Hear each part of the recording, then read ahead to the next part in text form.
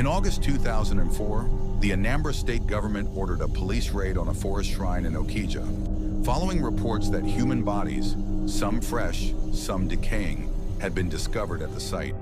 The directive came after mounting political pressure, public fear, and whispers that powerful individuals had been using the shrine in secret. When armed police entered the forest, they found what would shock the nation: human skulls, decomposing corpses, ritual objects, and sacred symbols scattered across the shrine grounds.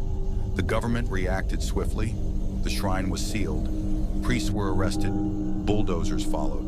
What had stood for generations was flattened in days. Cameras rolled as officials declared victory over barbarism and ritual murder. The story was framed, the verdict decided.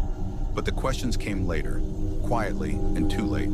Investigations revealed that the Okija Shrine was not a sacrificial site in the traditional sense, but a judicial shrine, a place where oaths were sworn and disputes settled when courts failed.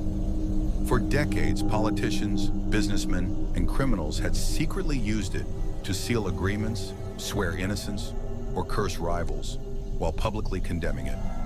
Many of the bodies found were never linked to ritual killing. Some were victims of political violence.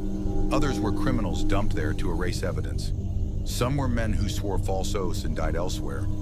Their bodies returned to the shrine as proof of guilt. No serious inquiry followed the trail upward. Those who used the shrine walked free. Those who guarded it were punished. By destroying the shrine, the government silenced a complex truth: that indigenous systems of justice had been exploited, corrupted, and then scapegoated. The forest was cleared, but accountability never arrived. Okija became a horror story told on television.